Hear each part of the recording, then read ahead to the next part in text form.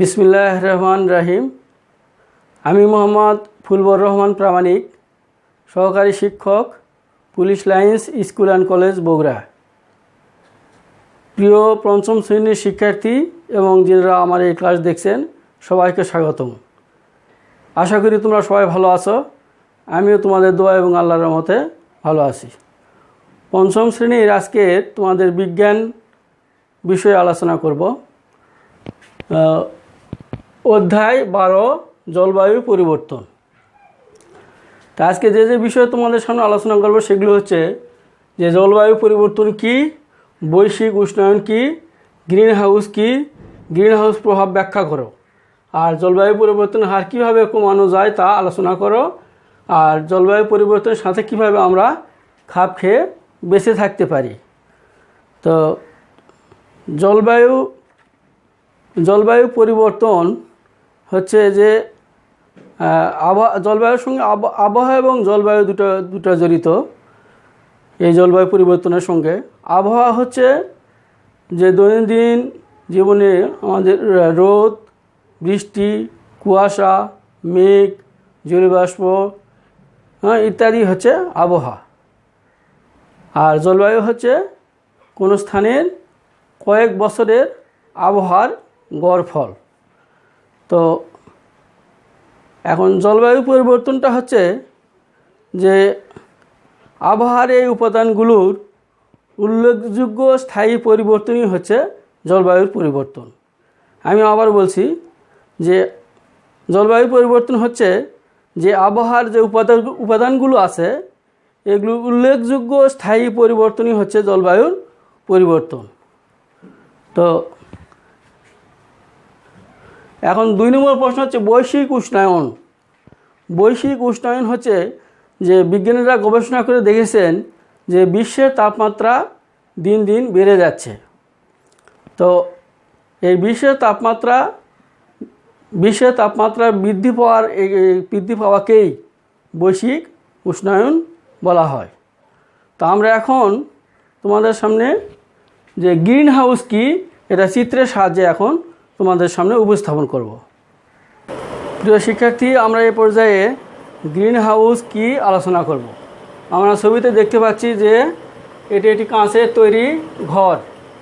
এই কাঁচের তৈরি ঘরে আমরা সাধারণত শীত প্রধান দেশে কাঁচের তৈরি ঘর করে আমরা শাকসবজি এবং অন্যান্য উদ্ভিদ চাষ করি। সাধারণত যে কাঁচ হচ্ছে তাপ কুপরিবাহী, কিন্তু আলো সুপরিবাহী। তো যেহেতু উদ্ভিদের জন্য আলো প্রয়োজন, ওই জন্য সূর্যের আলো কাঁচ ভেদ করে ওই কাঁচের তৈরি ঘরে আলো প্রবেশ করে, এর ফলে উদ্ভিদ বেঁচে থাকে। কিন্তু কাঁচ হচ্ছে তাপ কুপরিবাহী। তো সাধারণত শীতপ্রধান দেশে কুয়াশা পড়ে বা শিশির পড়ে যে সবজির ফসল নষ্ট হয়ে যায়। এই জন্য আমরা এই কাঁচের তৈরি ঘর করে শাকসবজি উৎপাদন করি। এতে শাকসবজির সতেজ থাকে। বাইরের কুয়াশা কাঁচের ঘরে প্রবেশ করতে পারে না, ফলে এখানে কাঁচের ঘরে সবজির ক্ষেত সজীব এবং ভালো থাকে। তো আমরা এখন গ্রিন হাউস প্রভাব কি এটা আলোচনা করব। প্রিয় শিক্ষার্থী, আমরা এখন তোমাদের সামনে এই গ্রিন হাউস প্রভাব কি এটা আলোচনা করব। তো বায়ুমণ্ডল হলো পৃথিবীকে ঘিরে থাকা বায়ুর স্তর। বায়ুমণ্ডল হচ্ছে যে পৃথিবীকে ঘিরে থাকা বায়ুর স্তর। বায়ুমণ্ডলে জলীয়বাষ্প এবং carbon dioxide gas, carbon dioxide gas green হাউসের কাঁচের দেওয়ালের মতো কাজ করে। তো দিনের বেলা যখন সূর্যের আলো বায়ুমণ্ডল ভেদ করে ভূপৃষ্ঠে পড়ে, দিনের বেলা যখন সূর্যের তাপ বায়ুমণ্ডল ভেদ করে ভূপৃষ্ঠে পড়ে তখন ভূপৃষ্ঠটা উত্তপ্ত হয় এবং গরম হয়।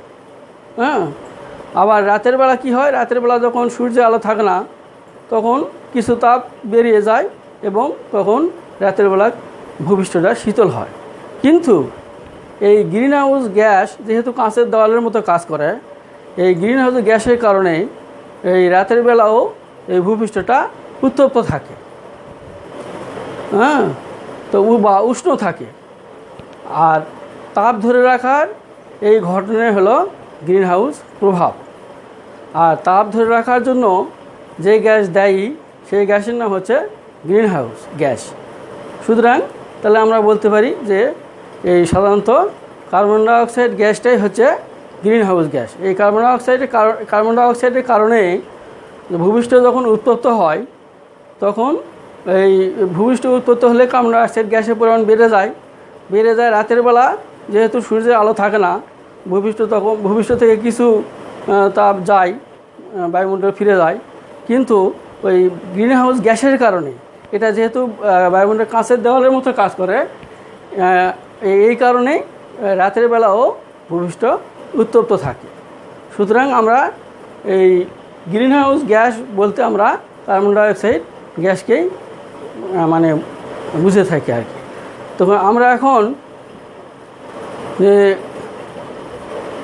আমরা এই পর্যায়ে পরবর্তী প্রশ্নে আমরা চলে যাব। প্রিয় শিক্ষার্থী, তো আমরা গ্রিন হাউস প্রভাব ব্যাখ্যা করলাম। আসলে এই বায়ুমণ্ডলে যখন কার্বন ডাইঅক্সাইডের পরিমাণ বাড়ে, তখন আসলে ভূপৃষ্ঠ উত্তপ্ত হয়। কিন্তু এখন আমাদের দেখতে হবে যে কার্বন ডাইঅক্সাইড বৃদ্ধি পাচ্ছে, কীভাবে বৃদ্ধি পাচ্ছে। সাধারণত আমরা আমাদের মানুষের দৈনন্দিন কর্মকাণ্ডের কারণেই এই বায়ুমণ্ডলে কার্বন ডাইঅক্সাইডের পরিমাণ বৃদ্ধি পায়। যেমন যে আমরা কলকারখানায়, যানবাহন বা উৎপাদন কেন্দ্রে বিভিন্ন ধরনের অনবায়নযোগ্য প্রাকৃতিক সম্পদ বা অনবায়নযোগ্য প্রাকৃতিক সম্পদ যেমন কয়লা, তেল, প্রাকৃতিক গ্যাস ইত্যাদি আমরা জীবাশ্ম জ্বালানি হিসেবে ব্যবহার করে থাকি। এর ফলে এই জীবাশ্ম জ্বালানি ব্যবহারের ফলে, এই জীবাশ্ম জ্বালানি পোড়ানোর ফলে যে বায়ুমণ্ডলে যে এই ধরনের গ্যাস উৎপন্ন বের হচ্ছে, এটাই আসলে কার্বন ডাইঅক্সাইড। এই কার্বন ডাইঅক্সাইডের নির্গত হওয়ার কারণেই কিন্তু বায়ুমণ্ডল উত্তপ্ত হচ্ছে। তো এছাড়া আমরা আমাদের মানুষের আরও দৈনন্দিন কর্মকাণ্ড আছে, যেরকম আমরা কার্বন ডাইঅক্সাইড শোষণ করে উদ্ভিদ। আর মানুষের আসবাবপত্র থেকে এবং ঘরবাড়ি নির্মাণের থেকে শুরু করে অন্যান্য প্রয়োজনীয় কাজে আমরা এই উদ্ভিদকে নিধন করতেছি। এর ফলেও বায়ুতে কার্বন ডাইঅক্সাইড পরিমাণ বেড়ে যাচ্ছে। এখন আমরা দেখব যে বৈশ্বিক উষ্ণায়নের ফলাফল, যে বায়ুতে কার্বন ডাইঅক্সাইড নির্গত হওয়ার ফলে বিশ্বের মধ্যে যে বিশ্ব তাপমাত্রা যে বৃদ্ধি পাচ্ছে, এর ফলে কি হচ্ছে, এই বিশ্বের তাপমাত্রা বৃদ্ধির ফলে আমরা দেখতে পাচ্ছি যে এই পর্বতের হিমবাহ অর্থাৎ হিমালয়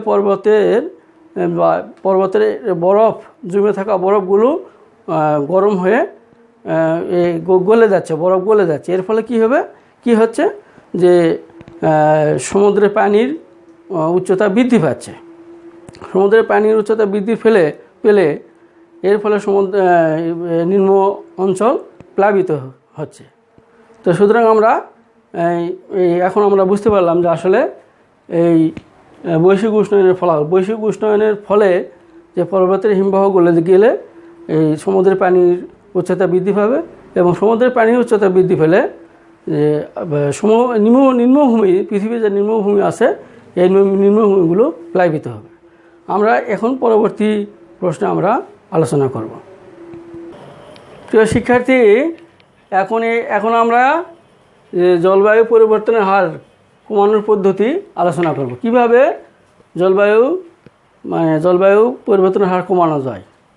তো সাধারণত আমরা আগে দেখলাম যে আমরা যদি অনবায়নযোগ্য জীবাশ্ম জ্বালানি যেমন কয়লা, তেল, গ্যাস, পেট্রোল, ডিজেল, অকটেন এগুলো ব্যবহার করি, তাহলে জলবায়ু দূষিত হয়, পরিবেশ দূষিত, এবং বায়ুতে কার্বন ডাইঅক্সাইড নির্গত হয়। এর ফলে বায়ু তাপমাত্রা বৃদ্ধি পায়। এর ফলে দীর্ঘ কয়েক বছর ধরে এই প্রবাহ চলতে থাকলে জলবায়ু পরিবর্তন হয়। তো এই জলবায়ু পরিবর্তনের হার কমানো, অর্থাৎ আমরা কীভাবে কমাতে পারি? 1 নম্বর, যে সৌর প্যানেলের সাহায্যে আমরা বিদ্যুৎ উৎপন্ন করে আমরা এই জলবায়ু পরিবর্তন হার কমাতে পারি। আর 2 নম্বর হচ্ছে বায়ু প্রবাহ বায়ুর প্রবাহের সাহায্যে উইন্ড মিলের চাকা ঘুরিয়ে আমরা এই জলবায়ু পরিবর্তনের হার কমাতে পারি। এরপরে দেখা যাচ্ছে যে পানি প্রবাহ অর্থাৎ খরস্রোতা নদীতে আমরা বাদ দিয়েও আমরা বিদ্যুৎ শক্তি উৎপন্ন করতে পারি। এই যে তিনটা পদ্ধতি, এই তিনটি পদ্ধতি হচ্ছে যে নবায়নযোগ্য প্রাকৃতিক সম্পদ সংরক্ষণ পদ্ধতি। তো আমরা যদি প্রাকৃতিক সম্পদ বা শক্তির উৎস বা প্রাকৃতিক শক্তি যদি আমরা নবায়নযোগ্য প্রাকৃতিক সম্পদ ব্যবহার করে যদি আমরা শক্তি উৎপন্ন করি, অর্থাৎ আমরা এই তিনটা পদ্ধতি দেখলাম, এই তিন পদ্ধতিতে যদি আমরা শক্তি উৎপন্ন করি তাহলে মানে পরিবেশ দূষিত হবে না, বায়ুতে কার্বন ডাইঅক্সাইড পরিমাণ বৃদ্ধি পাবে না এবং বৈশ্বিক উষ্ণায়ন হবে না। এর ফলে জলবায়ু পরিবর্তনের হারও কমে যাবে। এখন আমরা এখানে লিখব যে কীভাবে যে জলবায়ু পরিবর্তন হার কীভাবে কমানো যায়। তা 1 নম্বর হচ্ছে যে সৌর প্যানেলের সাহায্যে সৌর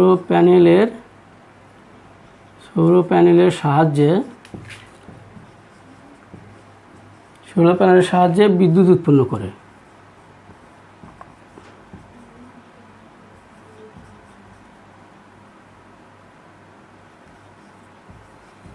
সৌর প্যানেলের সাহায্যে বিদ্যুৎ উৎপন্ন করে। 2 নম্বর হচ্ছে যে বায়ু প্রবাহের সাহায্যে বিদ্যুৎ উৎপন্ন করে।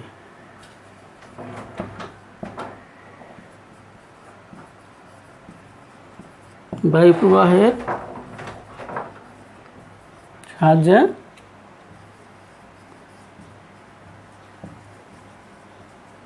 শক্তি উৎপন্ন করে।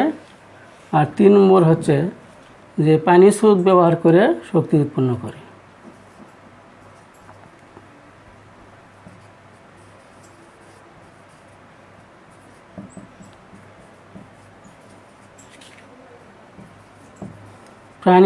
পানির স্রোত ব্যবহার করে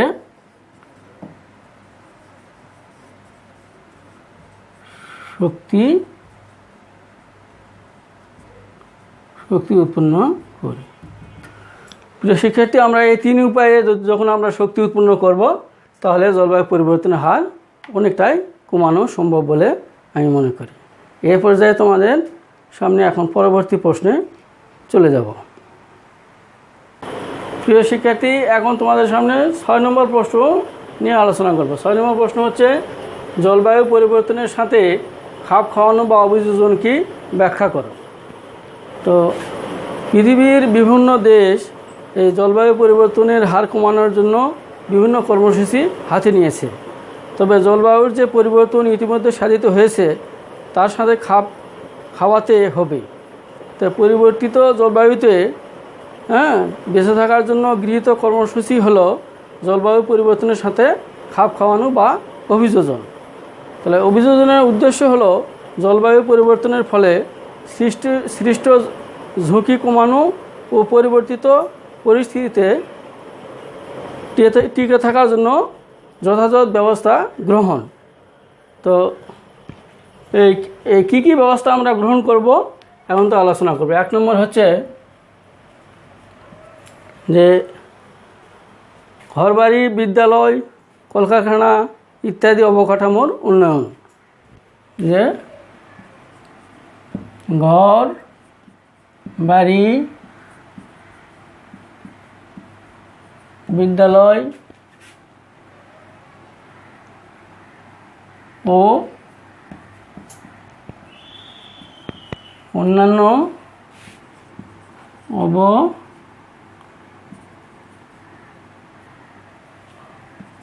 অবকাঠামোর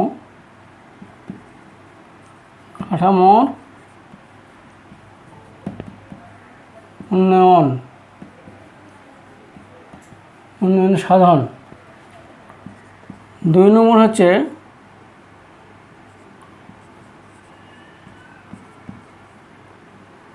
উপকূলে বনায়ন সৃষ্টির ব্যবস্থা গ্রহণ। আচ্ছা, 3 নম্বর হচ্ছে যে লবণাক্ত পরিবেশে বাঁচতে পারে এমন ফসল উদ্ভাবন।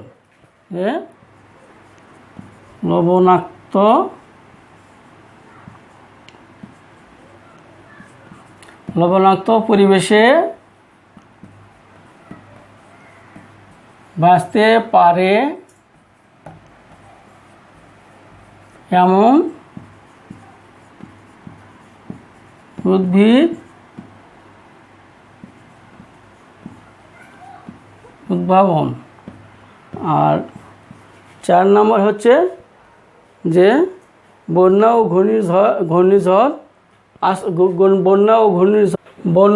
ঘূর্ণিঝড় আশ্রয় কেন্দ্র নির্মাণ। বন্যা ও ঘূর্ণিঝড় আশ্রয় কেন্দ্র নির্মাণ। আর 5 নম্বর হচ্ছে যে জীবনযাপনের ধরন পরিবর্তন।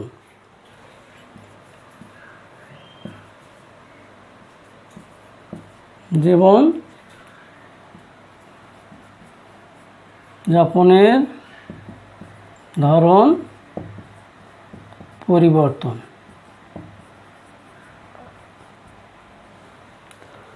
তো শিক্ষার্থী, আমাদের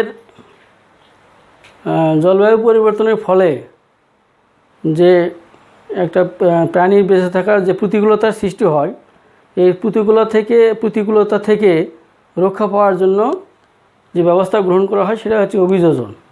তো আমরা 5টি উপায়ে এই অভিযোজন প্রক্রিয়া ব্যাখ্যা করতে পারি। একটা হচ্ছে যে ঘরবাড়ি, বিদ্যালয় ও অন্যান্য অবকাঠামো উন্নয়ন সাধন করে আমরা এই জলবায়ু পরিবর্তনের সাথে খাপ খেয়ে চলতে পারি। আর 2 নম্বর হচ্ছে যে উপকূলে বনায়ন সৃষ্টির ব্যবস্থা গ্রহণ করতে হবে।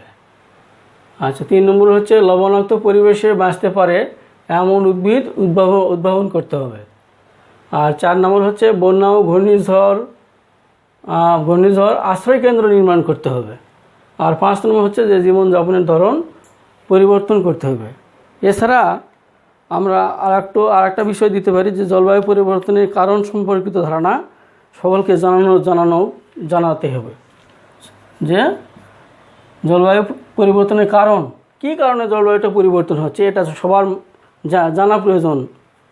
যে জলবায়ু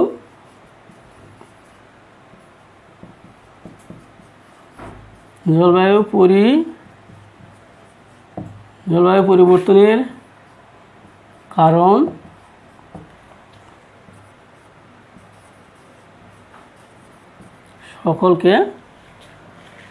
সকলকে জানানো প্রয়োজন, সকলকে জানানো। সুতরাং আমরা এখন এটা 6 নম্বর প্রশ্ন আলোচনা করলাম। প্রিয় শিক্ষার্থী, আমরা এতক্ষণ জলবায়ু পরিবর্তন সম্পর্কে আলোচনা করলাম। তোমরা হয়তো বুঝতে পেরেছ আসলে যেখানে জলবায়ু পরিবর্তনের প্রধান যে কারণ সেটি হচ্ছে যে বৈশ্বিক উষ্ণায়ন। তো বৈশ্বিক উষ্ণায়নটা আসলে বায়ুতে কার্বন ডাইঅক্সাইডের পরিমাণ বৃদ্ধি পেলে বৈশ্বিক উষ্ণায়ন হয়। আর এই কার্বন ডাইঅক্সাইডের একটা নাম হচ্ছে গ্রিন হাউস গ্যাস। তো যে বায়ুমণ্ডলে যাতে কার্বন ডাইঅক্সাইডের পরিমাণ বৃদ্ধি না পায়, এর জন্য যে আমাদের যেখানে যে অংশটুকু আলোচনা হলো, মূলত যে বায়ুতে যাতে কার্বন অক্সাইডের পরিমাণ বেড়ে না যায় এবং বায়ুতে কার্বন ডাইঅক্সাইডের পরিমাণ কীভাবে কমানো যায়, মূলত এটাই ছিল আজকের অধ্যায়ের মূল আলোচনার বিষয়।